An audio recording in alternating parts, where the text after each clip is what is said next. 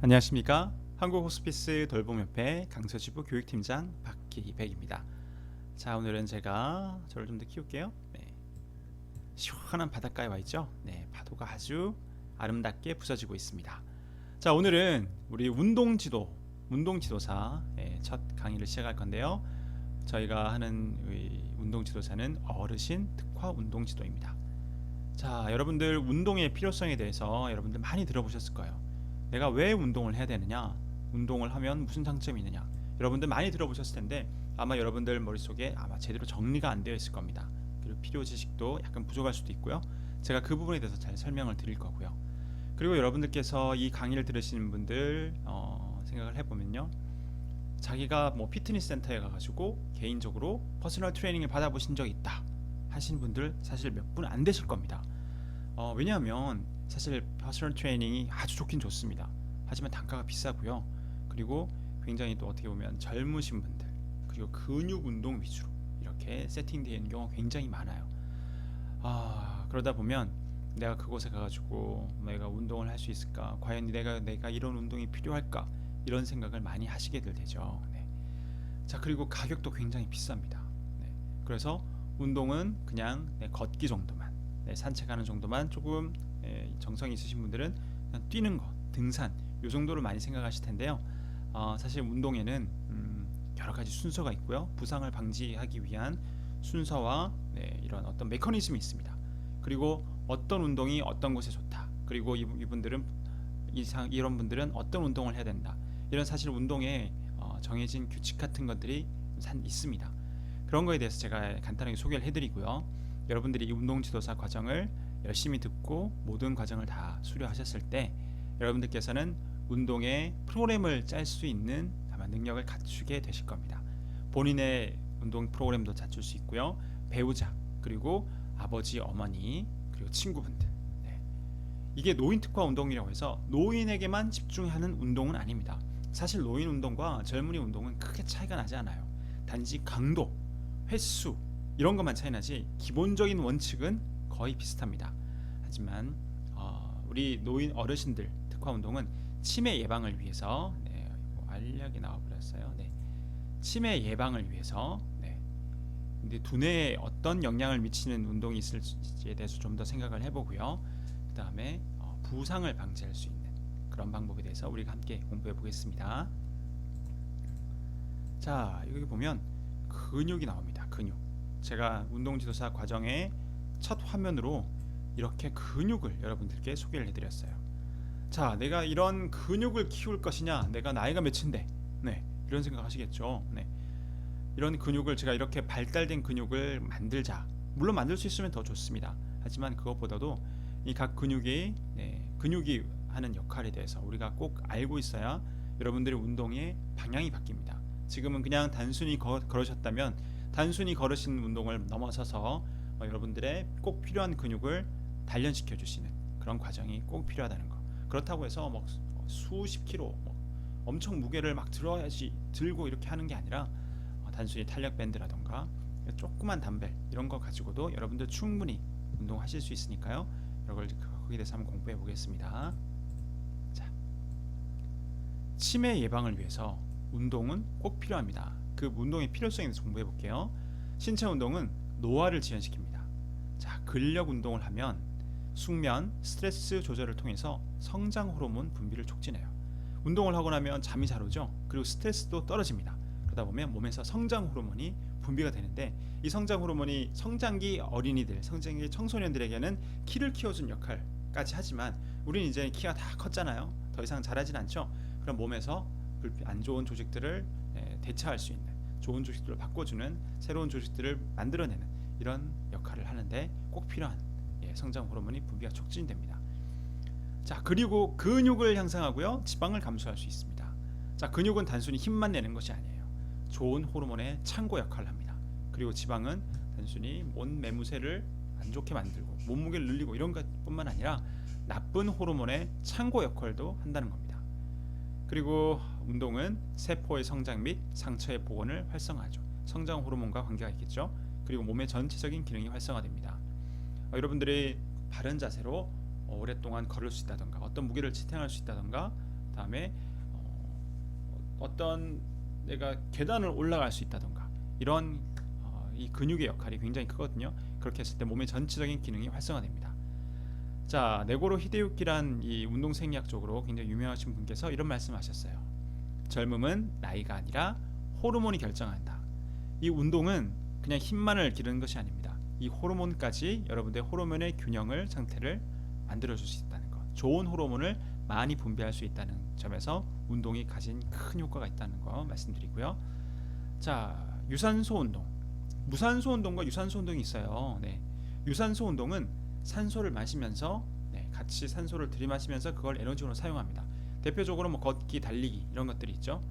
달리기도 천천히 달리기 때 산소를 호흡을 하면서 하는 운동을 유산소 운동이라고 하고요. 무산소 운동은 대표적으로 근육 운동을 얘기합니다. 내 몸에 있는 에너지를 그대로 사용하는, 사실 운동하면서 호흡하기가 쉽지 않은 이런 고강도 운동을 얘기하는데요.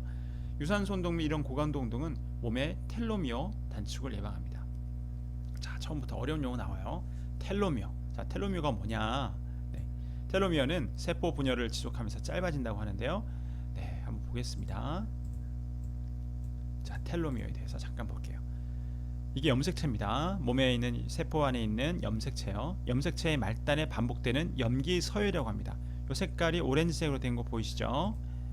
자, 이 염색체가 세포 분열을 합니다. 얘가 하나가 두 개가 되고 두 개가 네 개가 되고 네 개가 8개가 되고 이렇게 분열을 하면서 세포 끝에 있는 이 텔로미어가 점점 짧아져요. 이게 다 짧아지면 이제 세포 분열이 어려워지게 되는 거죠. 그러면 그 자체가 노화로 진행된다는 겁니다.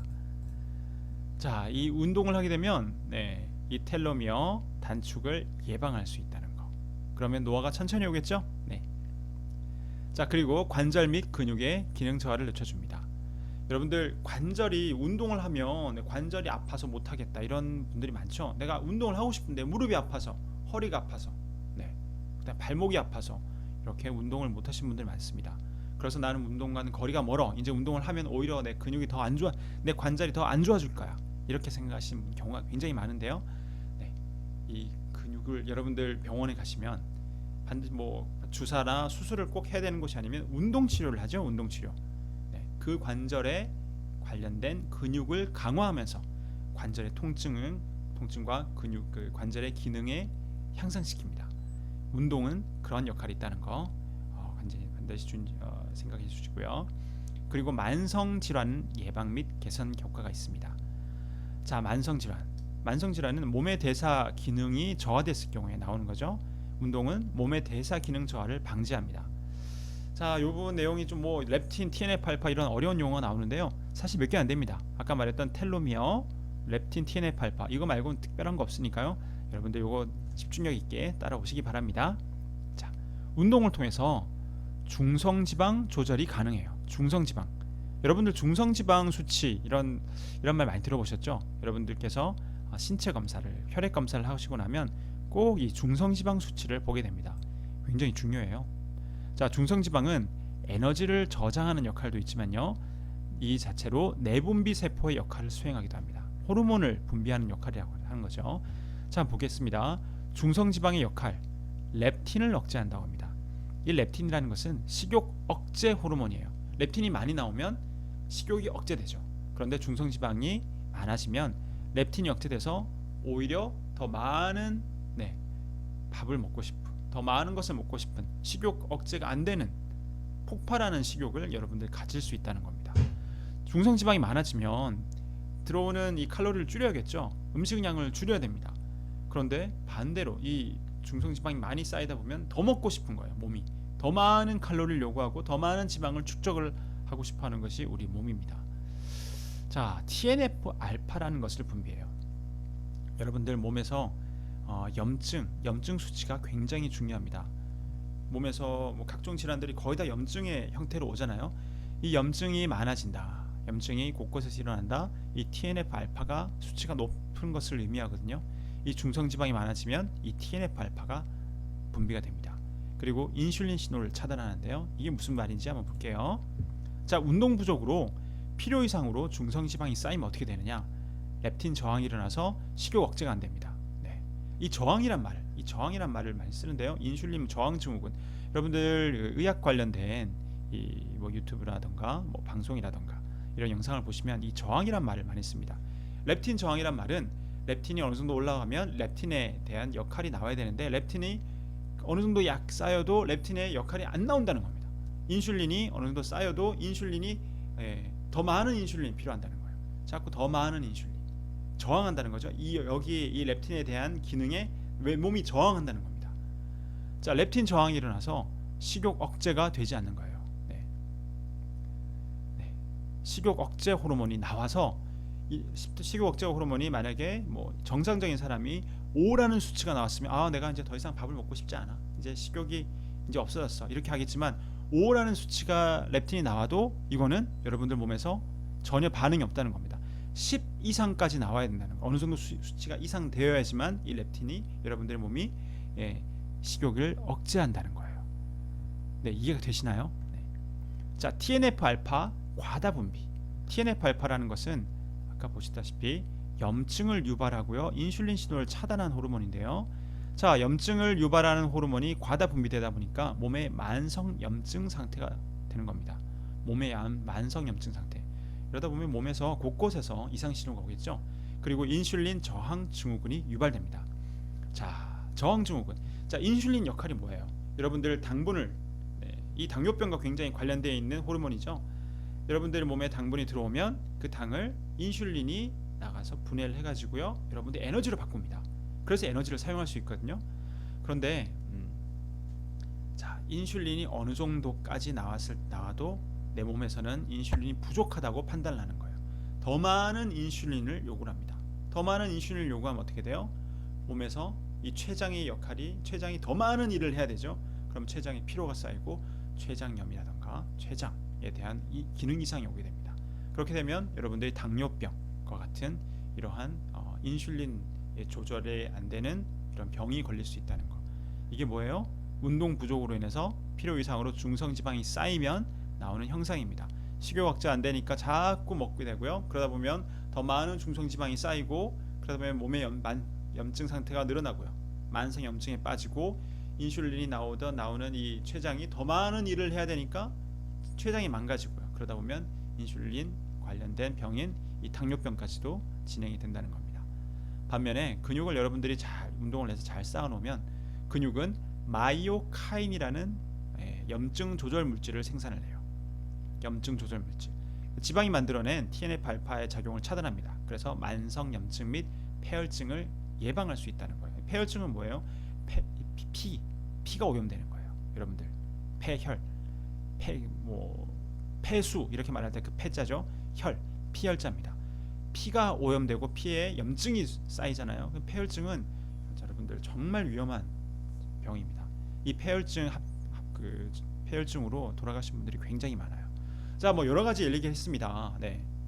자, 이거 보면 렙틴, TNF 알파, 마이오카인, 여러분들 헷갈리시죠?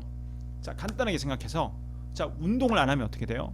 여러분들이 몸에 들어오는 칼로리가 운동을 통해 소모되지 않으면 여러분들 몸에 쌓이게 되죠. 여러분들 몸이 쌓입니다. 이게 중성지방 형태로 쌓여요. 그게 뭐 간이라던가 지방이라던가, 여성분들 같은 경우에는 이런 팔, 다리 안쪽, 이렇게 엉덩이 밑, 이렇게 굉장히 여러분들의 몸매 맵시를 이제 망가뜨리는 곳에 여러분들 중성지방이 쌓입니다. 그 중성지방이 쌓이면 어떻게 돼요? 렙틴 저항이 일어나서 식욕 억제가 안 돼요. 그럼 더 많은 더 많은 칼로리를 먹게 되고, 그러면 더 많은 중성지방이 쌓이게 되죠. 그러다 보면 TNF 알파가 과다 분비돼서 만성 염증이 되고요, 인슐린 저항 증후군이 생긴다는 겁니다. 네. 그리고 반면에 근육 운동을 통해서 근육을 쌓아놓으면 염증 조절이 돼서요, 만성 염증 및 폐혈증을 예방할 수 있다는 거. 그냥 근육은 좋고 중성지방은 나쁘다. 무조건 중성지방이 나쁜 건 아니에요. 이게 중요한 역할도 있습니다. 하지만 필요 이상의 중성지방은 여러분들 몸에서 독이다 생각하시면 됩니다. 이 독을 제거하고 여러분들의 몸을 활성화시켜주는 근육을 늘리는 것이 바로 운동입니다. 자, 근육은 혈당을 조절해요. 당을 저장하는 가장 큰 두 장소가 바로 간과 근육입니다. 중성지방을 조절해서요, 네, 인슐린 저항 증후군을 예방하고요. 근육이 만약에 10% 정도 증가된다. 사실 굉장히 큰 겁니다. 근육을 10% 증가된다. 그러면 인슐린 저항성 14%가 감소되고요. 당뇨병 유병률 23%가 감소한다는 이런 결과가 있습니다. 네. 그리고 만성 통증, 근육 부족이라면 여기가 근육이 부족해요. 그러면 팔꿈치가 굉장히 아픕니다. 대퇴사두근, 이 다리 쪽에 근육이 부족하면 무릎이 계속 아파요. 이 근육 부족으로 인한 인대 및 관절 손상을 예방할 수 있고요. 고지혈증 예방하고요. 뇌졸중, 심장질환 예방되고요. 골다공증 예방됩니다. 그리고 나이가 좀 많으신 어르신들께서는 이 낙상 사고가 굉장히 위험한데요. 낙상으로 해서 머리를 부딪혀버리면 치매가 급격히 진행이 됩니다. 이 낙상 사고를 예방하기 위해서는 몸의 균형을 잡는 코어 근육, 몸의 중심, 코어라는 것이 이 중심을 얘기하거든요. 코어 근육 및 뇌와 근육의 협업력을 신장할 수 있는 이 근육 운동은 반드시 필요하다는 거. 그리고 이 근육이 많아지면 사실 피로감도 적어집니다. 같은 일을 하는데 정말 가는 근육이 하면 정말 몸에 힘이 많이 들죠. 이 근육이 할 수 있는 거의 최대치의 일을 하기 때문에 피로가 금방 쌓입니다. 하지만 근육을 많이 쌓아놓으면 그 최대치까지 가지 않고 여유가 있죠. 그러다 보면 피로가 덜 쌓입니다. 그래서 만성 피로가 사라지고요, 의욕 감소가 사라지고요, 우울증까지 예방이 됩니다. 그러다 보면 정신 기능, 인지 기능까지, 전신 건강, 인지 기능까지 향상되고요, 삶의 의욕 및 뇌혈류 기능이 향상됩니다. 그리고 삶의 질 전체가 개선돼요. 제가 지금 이 근육에 대해서 말씀드렸어요. 그죠? 여러분들 하고 계시는 운동 중에 근육과 관련된 운동이 있나요? 물론 걷기도 전반적인 몸의 전체적인 근육 향상에, 근육을 유지하는데 도움이 되지 않는 것은 아닙니다. 정말 몸이 안 좋아서 오랫동안 병상에 누워 있었다던가, 이제 막 관절염으로 이제 회복됐다던가, 이런 경우에는 따로 특별한 저항을 주는 근육 운동 하기 쉽지 않고요. 걸으셔야 됩니다. 걸으면서 근육을 다시 활성화시켜야 돼요. 그런데 여러분들이 어느 정도 근육 활성화돼 있고 걷는 데는 큰 지장이 없다. 그러면 계속 걷지만 마시고 근육 운동을 하셔야 됩니다. 나이에 상관없이요. 70세, 80세 넘어서도 근육 운동은 반드시 필요합니다. 저희 부모님께서 이제 70대 중반까지는 안 되셨고 70대 한 초중반 정도 되시는데요. 제가 근육 운동을 가르쳐 드려서 지금 꾸준히 하고 계십니다. 삶의 질이 달라져요. 자, 운동의 종류에 대해서 한번 보겠습니다. 자, 운동은 근육 운동, 유산소 운동 이런 것만 있느냐? 자, 근육 운동의 전체적인 종류를 한번 볼게요. 자, 먼저 스트레칭입니다. 스트레칭이라는 것은 뭉쳐 있는 근육의 길이를 늘려서 이완시키는 운동이에요. 자, 근 조직이 이런 식으로 연결되어 있습니다. 이렇게 뭉쳐 있어요. 이거를 근육을 쭉 늘려줍니다. 늘려줘요. 그러면 근육이 잘 움직일 수 있는 환경을 주고요. 근육에 힘을 줬을 때 근육에 오는 이 부상을 방지해 줄 수 있어요. 그래서 스트레칭은 반드시 여러분들 운동 전, 후, 전, 중후에 꼭 필요하다는 거, 스트레칭 어떻게 하는지 후에 말씀드리겠습니다. 그리고 근력 운동, 이 근력 운동이라는 것은 근육에 스트레스를 가하는 거예요. 여러분들 운동을 할 때 근육이 커지지 않습니다. 운동을 한다는 것은, 이 무게를 든다는 것은, 자, 이 뇌 모형, 우리 보셨죠? 이 뇌 모형을 가지고 만약에 무게가 한 10kg 정도 된다고 생각해 보겠습니다. 이렇게 들면 근육이 그 당시에 커지는 게 아니라 근육에는 상처를 주는 거예요. 근육에 미세한 상처가 나는데요, 회복하면서 그 상처가 회복되면서 근섬유가 더 커지고 더 튼튼해지는 겁니다. 근육에 스트레스를 가한다는 거, 이게 운동이거든요. 이것은 근육의 크기가 회복하는 단계에서요, 근육의 크기가 증대되고요, 그리고 근력까지 늘어납니다. 유산소 운동이라는 것은 걷기와 달리기와 같이 운동 중 지속적인 호흡을 통해서 에너지를 생산하고요, 활용하는 겁니다. 그리고 심폐지구력 향상이 되고요, 체지방 감소에도 아주 효과적입니다. 자, 어르신 운동을 저는 기능 개선 운동이라고 한번 말을 해볼게요. 어르신 운동의 원칙에 대해서 보겠습니다. 자, 기본적인 원칙은 젊은이 운동과 같아요. 젊은이들이 하는 운동과 기본 원칙은 크게 다른 건 없습니다. 자, 기본 원칙 한번 볼까요? 운동자의 신체에 맞는 운동과 강도를 선정합니다. 운동자의 신체에 맞는 운동과 강도. 어르신들께 엄청난 웨이트를 드리면서 이거 가지고 들어보세요. 물론 그렇게 안 하시겠지만요. 각 운동자의 이 신체가 어떤지를 여러분들이 파악을 하셔야 됩니다. 전체적인 체력 수준을 파악하는 것이 중요하고요. 그리고 각 관절 및 근육의 기능 한도를 파악하시는 게 좋아요. 자, 기능 한도는 무엇이냐? 가동성, 얼마나 어떻게 잘 움직이느냐 및 강함의 정도를 말하고요. 운동의 효과 증대 및 부상 방지를 위해 면밀한 파악이 중요합니다. 자, 내가 뭐 이거 정도 배워가지고 어떻게 여기까지 내가 파악할 수 있을까? 이런 생각 하시겠지만요. 여러분 대면 강의 때 여기에 대해서 좀 더 말씀을 드리겠습니다. 자, 기능 한도에 맞는 강도와 운동의 종류, 방법을 선정을 하셔야 됩니다. 그리고 몸의 균형과 골반 정렬을 여러분들 확인하는 게 필요한데요. 몸의 균형은 서서 한 다리 들고 이렇게 버텨보는 겁니다. 네. 이렇게 들었을 때 버틸 수 있다는 것은 몸의 전체적인 코어와 이 엉덩이에 있는 중둔근 이 역할이 굉장히 중요하거든요. 그게 제대로 되어 있을 때 여러분들이 거기에 맞게끔 운동을 하시는 게 좋고요. 그리고 골반 정렬, 이건 제가 대면 강의 때 꼭 해볼 건데요. 눈을 감고 제자리 걸음을 해보는 겁니다. 자, 여러분들 뭐 바닥에 보면 어떤 줄이나 이렇게 T자 모양으로 되어 있는 데 보이시죠? 그런 뭐 타일 같은 무늬에서 발을 두시고요. 눈을 감고 제자리에서 한 50번 하나 둘 셋 넷 다섯 여섯 이렇게 한번 걸어 보십시오. 그대로 눈을 떴을 때 내가 그 자리에 있는지, 보통은 이렇게 돌아가거나 이렇게 돌아가거나, 심하신 분들은 아주 몇십 센티미터 이렇게 벗어나 있는 경우도 있어요. 네, 그런 건 골반이 틀어졌음을 의미하는 거거든요. 요거 우리 대면 강의 때 한번 해보겠습니다. 그리고 운동에 앞서서 교육이 필요합니다. 몸에 통증이 있는 분들은 운동에 소극적인 경우가 많아요. 통증의 원인 및 개선 방법에 대한 교육을 통해서 의욕을 증진시켜 드리는 겁니다. 자, 어떤 교육이 필요하냐? 제가 앞에서 제가 이렇게 쭉 말했던 것들요. 이런 교육을, 운동이 왜 필요한지, 내가 운동을 안 하시려고 하는 분들에게 운동이 왜 필요한지, 이 나이에 근육은 뭐야, 근육이 뭔 소용이 있어, 이렇게 말하시는 분들에게 근육이 왜 필요한지 여기에 대해서는 교육을 해주시는 게 중요하다는 거예요.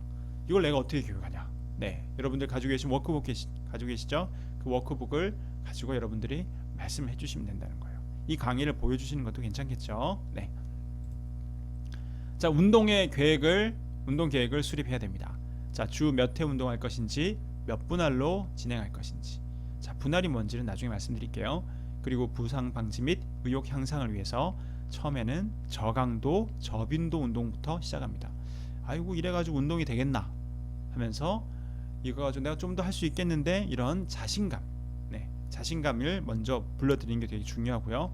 그리고 부상도 방지할 수 있습니다. 그래서 처음에는 아주 약한 강도로, 그다음에 짧은 시간에 운동을 천천히 단계별로 천천히 끌어올리는 게 중요하다는 거예요. 그리고 제일 중요한 건 사실 꾸준히 운동하는 겁니다. 처음에 내가 오늘 운동을 열심히 해볼 거야. 그리고 1시간 동안 엄청나게 운동합니다. 그리고 온몸에 근육통이 생기고 관절염도 생겨가지고 한 며칠씩 알아눕고, 이렇게 해서 나 이제 나라고 운동은 안 맞는 것 같아, 이렇게 생각하시고 운동을 그만두시면 안 된다는 겁니다. 자, 꾸준히 계속 운동은 어떻게 해요? 죽을 때까지 하는 겁니다. 네, 지금은 20대 30대이신 분들 앞으로 60년 70년 이렇게 하시는 거예요. 네, 꾸준히 운동하면서 운동의 종류와 강도를 재조정합니다. 그리고 운동 전, 중, 후 수분 섭취가 필요한데요. 그냥 물이면 돼요. 네, 여러분들 에너지 음료, 여러 에너지 드링크 같은 거 있는데요. 그런 것도 좋지만 꾸준히 드시기에는 사실 물이 좋습니다. 운동 전 물을 드시는데 벌컥벌컥 해서 배가 부를 정도로 드시면 안 좋고요. 한 모금 대신 2모금 정도로 계속 운동 중간중간에 쉬는 타이밍에 계속 조금씩 드시는 것이 여러분들 운동 수행에도 좋고요. 근육 회복에도 아주 좋습니다. 그리고 양질의 단백질을 섭취하셔야 돼요. 단백질. 사실 이 단백질 없이 운동하는 것은 좋지 않습니다. 자, 양질의 영양, 특히 단백질 없는 운동은 노동이에요. 노동. 운동에서 운자를 노자로 바꿉니다. 단백질이 없으면요. 운동은 노동과 같습니다. 자, 여러분들 근육에 스트레스를 준다 그랬잖아요. 근육에 미세한 상처가 생겨요. 그러면 그 근육이 회복하기 위해서는 단백질이 필요하거든요. 단백질 없이 근육에 손상만 주면 오히려 근육은 더 때에 따라서 수축할 수도 있습니다. 네. 평소에 몸무게 1kg당 단백질 1g을 추천해요. 네. 보통 보면요, 연령별 하루 단백질 권장량입니다. 한국영양학회에서 제가 자료를 가져왔고요. 남자, 여자 연령별 이렇게 축이 있는데요. 여성분들은 그냥 몸무게 한 55에서 60kg 정도를 잡았을 때요, 한 55g 정도, 나이에 상관없이 한 55g 정도 꾸준히 드시는 게 좋고요. 남자 같은 경우에는 30에서 49세 정도면 70g에서 나이가 들수록 조금 줄어드는데요. 네, 이것은 특별히 운동에 대해서 많은 양의 운동을 하지 않는 분들에 대한 양이고요. 운동을 꾸준히 하시는 경우에는 1.5에서 2g까지 늘리는 것이 좋습니다. 그런데 이 단백질은 약간 주의할 필요가 있어요. 네. 단백질을 너무 갑자기 많이 드시면 여러분들 이 단백질을 분해하는 간 그리고 신장에 무리가 갈 수 있어요. 그래서 내가 운동을 하면서 단백질 양을 늘려야겠다. 그러면 조금씩 이렇게 늘려가는 겁니다. 자, 운동 직후에 단백질 보충제 섭취도 좋습니다. 단백질 보충제는 어떤 게 있냐면 제가 요즘 즐겨 먹는 건데요. 네, 광고는 아니고요. 네, 단백질 보충제 이런 거는 사실 여러분들이 어떤 게 좋은지 사실 알기 쉽지 않을 거예요. 네, 저도 이거는 제가 운동했던 그 스포츠센터의 PT 선생님께서 추천해 주신 건데요. 이런 단백질 보충제가 있습니다. 이 단백질 보충제 섭취도 좋지만 신장이나 간이 약하신 분들은 주의하실 필요가 있어요. 단백질 보충제를 드시면 급격하게 많은 양의 단백질이 들어오거든요. 그래서 이거는 운동 후에 약 30분 이내에 권장량 이하로 먹는 것이 좋습니다. 그래서 근손실을 운동을 하면 근육이 많이 손상이 되잖아요. 그럴 때 빠른 회복을 하기 위해서 이런 단백질 보충제를 드시는 것도 좋은데요. 이런 고강도의 운동, 너무나 큰 무게의 운동을 그런 가지고 운동을 하는 게 아니라면 꾸준히 여러분들 식생활 쪽에서 여러분들 여러 가지 단백질이 많이 드는 음식을 드시는 게 좋습니다. 네. 자, 저는 우유를 발효한 요거트, 요구르트라고 하죠. 요거트를 추천을 하는데요. 요거트는 보통 시중에 파는 것은 이 당 성분이 너무 많아요. 그래서 집에서 만든 수제 요거트를 추천하는데요. 이 수제 요거트 만드는 기구 같은 것도 여러 가지 있죠. 제가 여기서 간단하게 말씀드리면 밥솥을 사용하시는 게 되게 좋습니다. 제가 개인적으로 가지고 있는 유튜브 채널에도 올려놨었는데요. 요거 끝나고 나서 댓글로도 한번 소개를 해드릴게요. 네. 자, 이 요거트는 제가 그냥 말로만 설명드리면요. 혹시 메모할 수 있으신 분은 메모를 해보시면 좋겠습니다. 네. 10인분 여러분 전기밥솥 있을 거예요. 압력밥솥도 괜찮고 전기밥솥도 괜찮습니다. 압력밥솥이 잘 만들어지더라고요. 그 전기 압력밥솥에다가 우유 900ml 그리고 액티피아라던가 불가리스 같은 농후 발효유라고 있습니다. 일반 그냥 요구르트라고 나와 있는 것 중에 대부분 다 되는 게 아니고요. 제가 해보니까 불가리스, 액티피아, 이런 것들이 잘 되더라고요. 거기 보면 농후 발효유라고 써 있습니다. 그런 거를 하나 150에서 120ml 정도 되는데요. 900ml 우유 하나에다가 이런 발효유 하나 이렇게 넣습니다. 만약에 10인분 밥솥에는 900ml 2개하고 농유 발효유 2개가 들어가더라고요. 2개를 넣고요. 잘 젓습니다. 쉬워요. 근데 잘 젓는 게 중요해요. 잘 저어져요. 저 같은 경우는 한 30초 이상 젓습니다. 네, 이게 젓는 거에 따라 나중에 질감이 다르더라고요. 잘 저어가지고요. 밥솥에 넣고 닫고 밀봉하고요. 그다음에 보온 취사가 아니고요. 보온 1시간. 보온 1시간. 1시간 딱 지나고 보온을 끄고요. 열지 말고 그대로 12시간을 놔둡니다. 네, 그럼 12시간 지나서 딱 보면 굉장히 좋은 질감의 수제 요거트가 만들어질 수 있다는 거예요. 근데 이렇게 하기 위해서는 시간의 세팅이 되게 중요해요. 알람으로 세팅을 해놓으셔야 돼요. 1시간 뒤에 내가 꺼야 되는데 제가 해보니까 1시간 뒤에 꺼야지 하고 10번을 시도하면 처음에 한 3번 정도는 다 시간을 넘겨버리더라고요. 1시간 뒤에 알람이 꼭 울리게 해놓으시고요. 12시간 뒤에 알람이 꼭 울리게끔 그렇게 꼭 해놓으시면 좋습니다. 자, 그리고 닭가슴살 아주 좋죠. 굉장한 이 고단백 식품의 대표적인 식품입니다. 그리고 삶은 달걀, 그리고 콩 굉장히 좋습니다. 최근 연구 결과에서 제가 본 게 있는데요. 필수 아미노산이라고 있어요. 이 단백질 그대로가 내 몸에 흡수되는 게 아니라 단백질을 아미노산이라는 형태로 바꿔서 내가 우리 몸에서 흡수를 하는데요. 이 필수 아미노산, 이 함량이 삶은 계란에 이 삶은 달걀에 굉장히 많다고 합니다. 삶은 달걀 여러분들 굉장히 좋은 식사가 될 수도 있고 좋은 간식이 될 수도 있어요. 여러분들 주무시기 전에 내가 운동을 했어요. 내가 운동을 하루 종일 못해가지고 자기 전에 운동을 했어요. 그냥 자도 되겠지만 뭔가를 먹어야겠다. 사실 그렇게 밤에 드시는 거는 그렇게 권장하지 않는데요. 꼭 밤에 너무 배고파서 먹어야겠다. 그러면 라면이나 치킨 이런 거 드시는 것보다 삶은 달걀 드시는 게 더 좋습니다. 자, 평균적으로 위와 같은 고단백 식품의 무게는 내가 닭가슴살을 100g을 먹었다. 그러면 100g이 내 몸이 다 단백질로 흡수되는 게 아니라는 거예요. 위 같은 고단백 식품의 무게의 한 30%, 쉽게는 3분의 1 정도만 내가 실제로 흡수하는 단백질 양이다 생각하시면 되겠습니다. 처음부터 단백질 섭취를 급격히 늘리지 마시고요. 소화력 등의 몸의 반응을 살피고 운동 강도에 따라서 천천히 조절하시는 게 좋겠습니다. 운동 강도는 처음엔 저강도로 시작했다가 쭉 이렇게 늘어나잖아요. 그러면 여러분들이 필요한 단백질 양도 거기에 비례해서 증가됩니다. 처음부터 너무 많은 단백질을 드시면 다 잉여 단백질이에요. 잉여 단백질. 몸에서 다 남아 도는 겁니다. 그런 남아 도는 단백질은 굳이 여러분들 몸에 쌓아둘 필요가 없어요. 네. 왜냐하면 간과 이 신장이 무리가 가거든요. 그래서 처음에는 단백질을 오히려 조금 부족하다 싶을 정도로 좀 천천히 적게 드시다가 천천히 그 양을 늘려가시는 것이 좋습니다. 그리고 충분하게 휴식을 하셔야 돼요. 자, 근력 운동 같은 경우에는 각 세트라는 것은 내가 운동을 만약에 이 팔 운동을 시작했어요. 팔 운동을 시작해서 해서 더 이상 못 들겠어. 그리고 쉬어야겠죠. 쉬지 않으면 내가 운동을 못 합니다. 쉬는 때 이걸 하나의 세트라고 하는데, 한 번의 운동 그리고 쉬는 거, 이걸 세트인데 각 세트별 시간은 약 한 1분에서 1분 30초 정도 두는 게 좋은데, 개인별로 차이가 좀 있습니다. 대부분 한 1분 30초 내외 정도 두시는 게 좋고요. 이 휴식은 왜 필요하냐? 해당 근육에 혈액을 순환시켜 주고요. 피로 물질인 젖산을 감소하기 위함입니다. 이 젖산이 쌓이면 근육에 통증이 와요. 여러분들 운동하고 나서 다른 근육에 알이 뱄다, 근육이 너무 아프다, 이런 경우가 있으시죠? 이게 바로 젖산이 여러분들 몸에 근육에 쌓였을 때 나온 현상 중에 하나고요. 자, 그리고 이 세트 중에 휴식할 때는 가만히 있으신 것보다 해당 근육에 대한 스트레칭이 굉장히 좋습니다. 스트레칭 나중에 다시 말씀드릴게요. 그리고 운동 중 휴식은 개개인에 대한 편차가 심합니다.